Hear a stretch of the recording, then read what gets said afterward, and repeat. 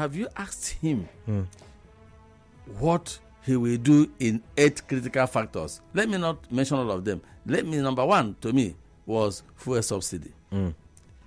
Before the election, the people that we wanted to be our president, I was asking everybody, have you asked your own principal, the person you are supporting, has he told you what he's going to do with subsidy?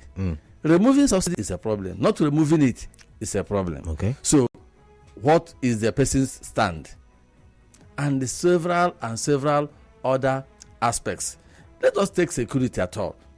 If anybody listened in the past 1 week, when they were, military commanders don't talk all the time. They are like judges.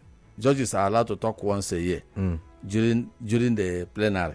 They come and they talk once, and any other thing a judge wants to say, he will say it when he's giving a ruling in a case.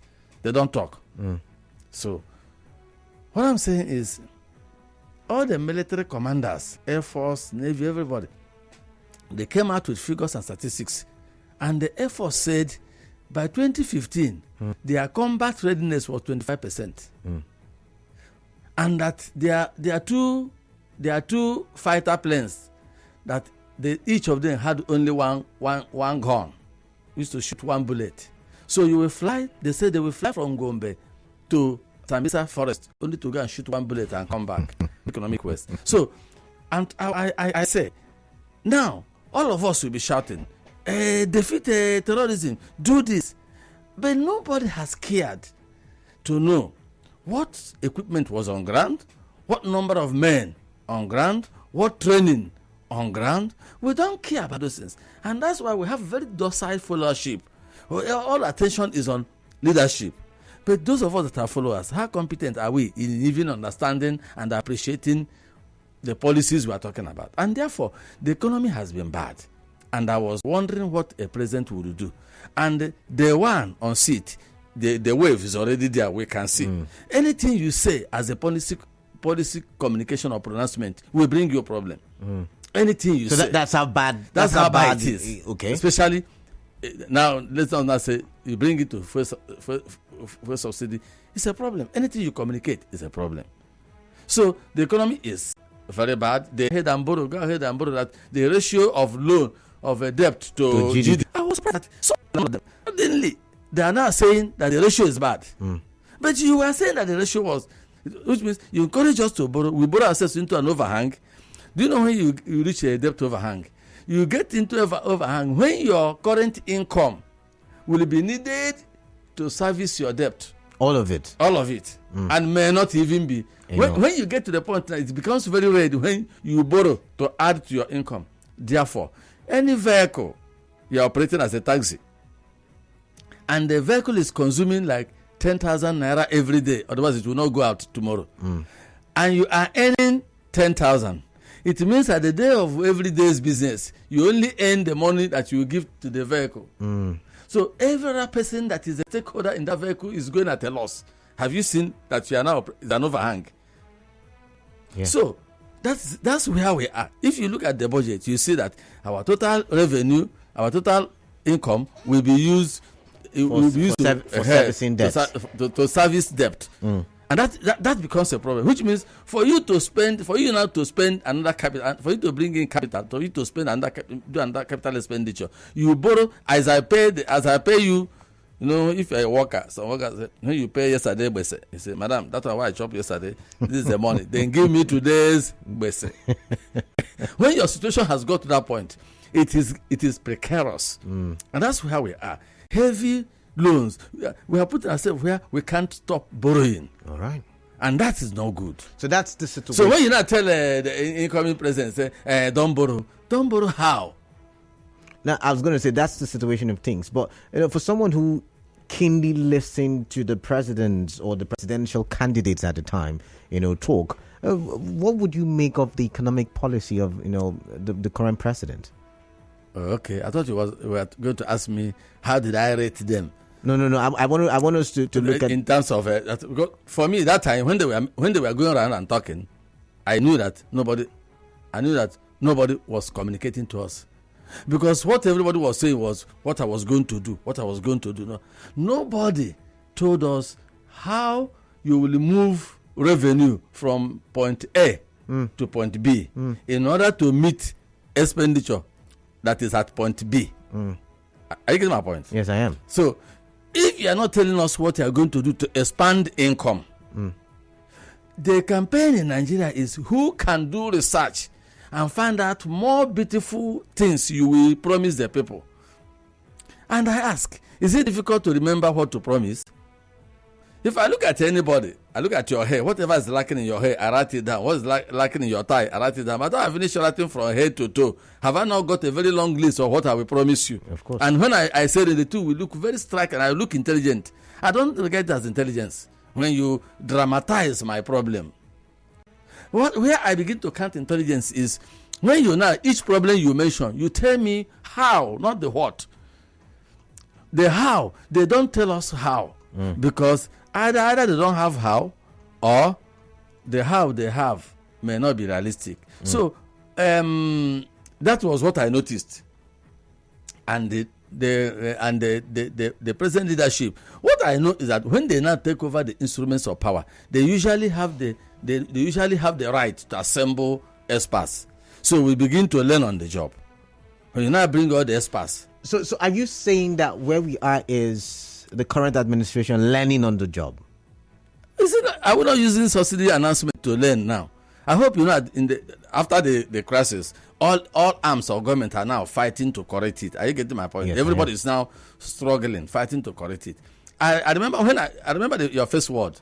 You the word you use here now is that subsidy to start, which means by policy communication, how you perceive it, your understanding is that subsidy will end, then subsidy will end, and then the era of no subsidy will kick in, right? That's your thinking, and that's the way you understood it. Now, but because I bought fuel 511 naira now, less than 30 minutes ago, in my perception, my understanding is that subsidy has ended. So, in policy communication, it has to be perfect. That's to say, the Nigerians by now, during the policy communication, Nigerians would have known the day subsidy will end. Even if it's going to be next tomorrow, the policy communication would have said subsidy is to end, it will end so day. We anticipate problem A, problem B, problem C, and look at the measure we are bringing for each problem, right? This is what we expect the citizens to do. This is what we expect these people to do. So that the whole is a war. All of us will enter the war together. But we are entering this war divided. Because if kids are taken, we will see this subsidy as they versus us, which is dangerous. But if we see it as we, all of us, including the president, versus the evil called subsidy. Subsidy, as I have always said, removing this subsidy on 29, we are exactly 12 years late. Yeah, 12 years late. 12 years late. 2011. I think I was one of the few voices in the entire Nigeria Delta that said remove subsidy. So that time, it was very unpopular to support removal of subsidy. Very unpopular. You could be stoned. Still unpopular, I should say. still unpopular. Then it was don't talk. So, but some of us stood our grounds and to say, if you don't, my slogan, personal slogan everywhere, if you don't kill subsidy, subsidy will kill us. And the 12 years after, we are having about 41 trillion overhang because of pretending to be subsidizing. All right, we are approaching a commercial break, and we've been talking about the state of the Nigerian economy, and listening to Ignatius Chukwu talk, I'm scared because the health of the Nigerian economy, from his explanation, it's not. It's gloomy, it's bleak. But when we come back, I would come to River State, and I would ask how we're also doing economically in the state, and what can we do to improve, and what can we do to ensure that we somehow insulate ourselves from the hardship that is inevitable. That is inevitable. Because when you look at countries like China, and you look at places like Dubai, you see that even when there is a global economy, these places sometimes have some kind of insulation. We'll be right back after the commercial break.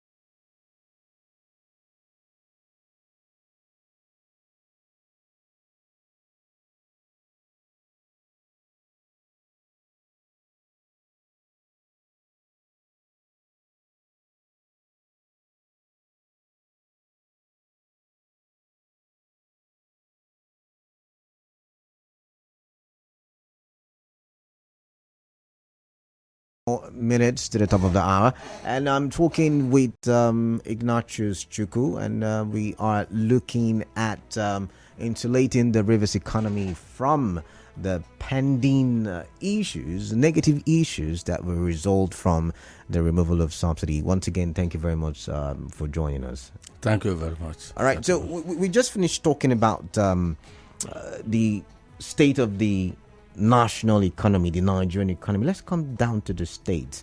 Is it as bleak a narrative in the state as it is at the national level? Given that our IGR is the second, third best in Nigeria. The economy at the state level is not as precarious as it is at the national level. Okay. Because why is this so?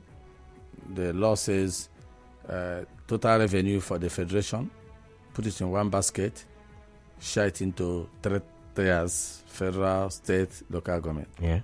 Then when the states get their own, they now reshare. And in resharing, they now say, okay, bring 13% out of it for oil producing states. For oil producing states. So it means the states, then the oil states go with three baskets.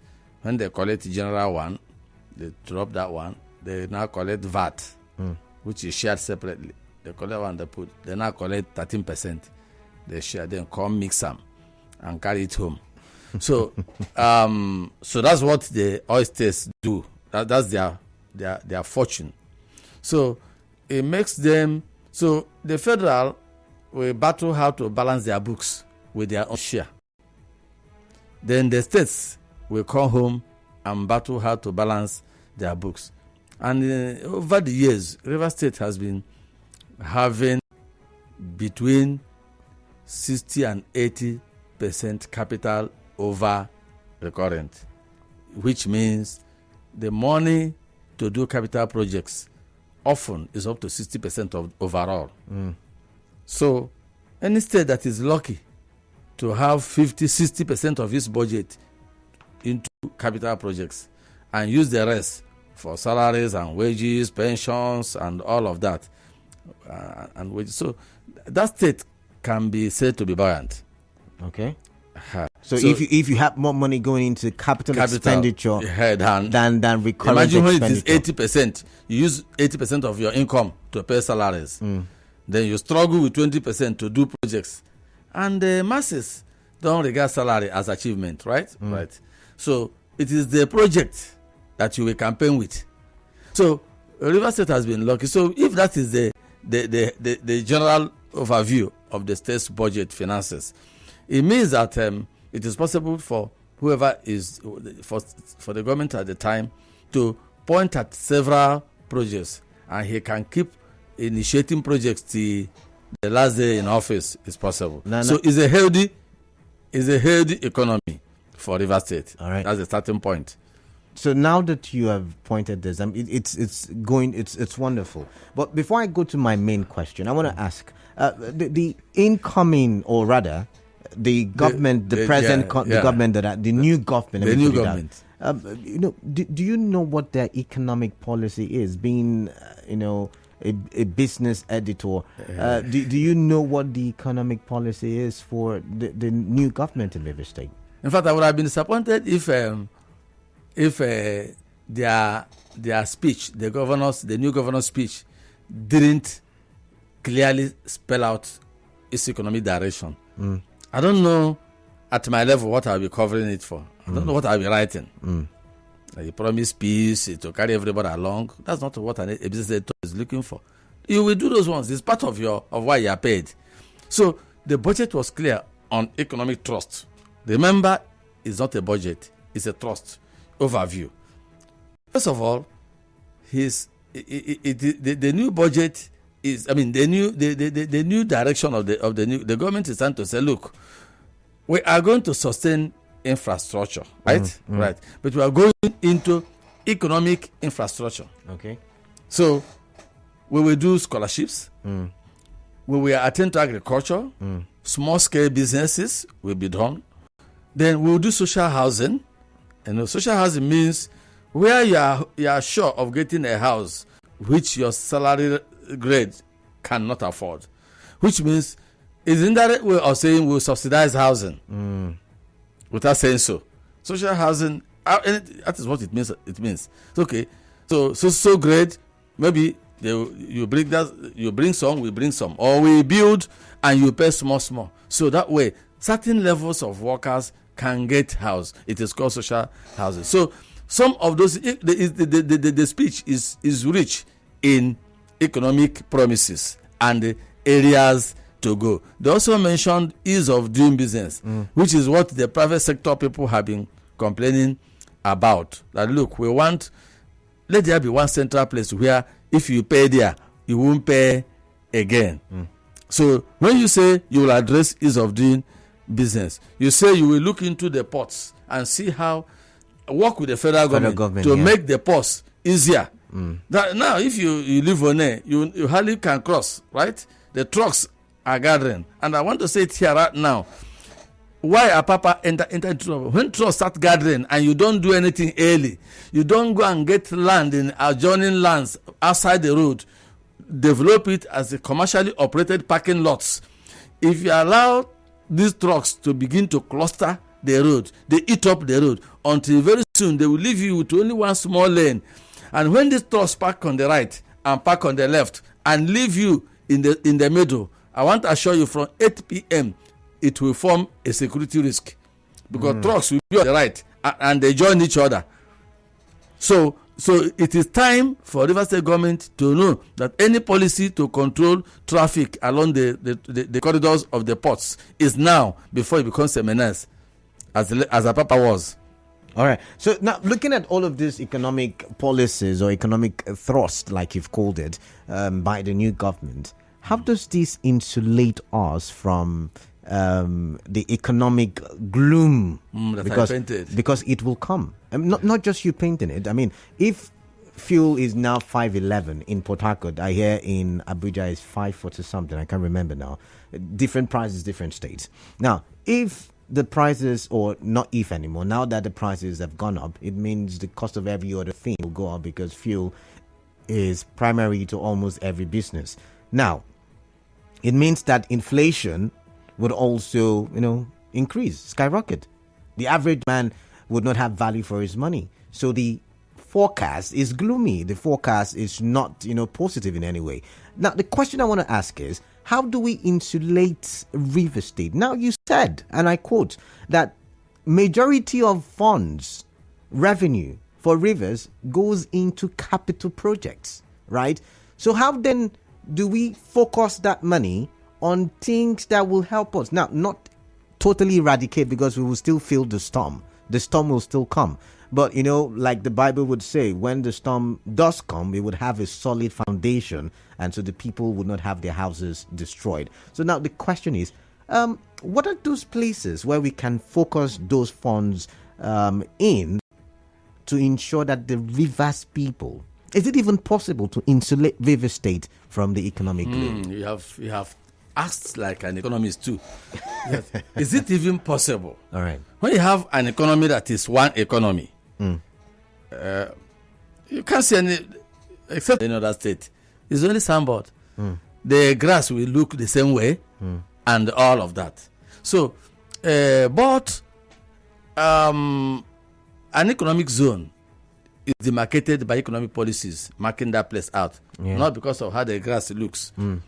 So, to insulate is difficult, because influx, about 10 years ago, an organization did a research on how many vehicles enter Port Harcourt and how many vehicles leave, and how many people each vehicle is likely to carry, to see whether they can look at influx and immigration, because everything is not between Nigeria and outside Nigeria. There is also need to study what's happening between one state and the other another. How people are coming. All the people we see on the road begging are they Rivers indigens? So somebody can carry worms or fleas into your state and make your state a dirty state. Somebody can eat from his car and throw it out of the window, and you say Port Harcourt people are dirty, right? You have not traced the fact that whether the person is a Port Harcourt person, is an indigen or not. So which means that what people do will impinge on your image. Therefore, is it possible not too possible. The thing that Rivers State should struggle for, and which the new budget, the new policy is trying to look at, as I saw it, is if your zone is a consumer zone, because after all said and done, is the interaction of in and out of money. What if you earn 25 billion in a month? Where do you spend that 25 billion on? What do you spend? And that's what I'm asking. Because we don't have enough time. What do you spend it on? Yeah. If what you spend on originate from outside, it means they'll be waiting like a dog waiting for the bone to drop. Immediately the money drops, it solves away. So if you have an economy that will make sure that most things that people eat in the state come from the state, most things that people wear come from the state, most drugs that people take, if you begin to see how you plow your resources in such a way that it will boost local production, so that the money flying away, capital flight will not be too anemic. It will help. But if you're talking about this fuel subsidy now, the short wins could be if the policy had been, if the National Council had held, they would have mobilized the state to say, in your state, begin to do this. What would have emerged would have been each state through a fund to go and roll out 100 buses. So that while we are crying, I hope I don't know whether you have children. When you are preparing your child from one side, you give him palliative from the other side. So as we'll still be insulting the government too. Yeah. But all the workers, when they close, the vehicles will take them to major bus stops, so that their spending will be small. So will not even spend again. So there are a lot of palliatives that states would have rolled out if this thing had been communicated properly, and the states were mobilized, and NPC mobilized, everybody mobilized. So it's like now Operation Save Your State. Rivers State can do A, B, C things. All right. So that's the much we can take. Unfortunately, Okay. time is fast spent. I'll signal in the other person to come in and continue from where I stopped. But thank you very much. We'll continue this conversation. This is not the end of this conversation. But I like the bus part, rolling out buses, and that's a very brilliant one there. But thank you very much, Ignatius Chukwu, business editor, regional editor, Business Day. Thank you very much for your time. Thank you.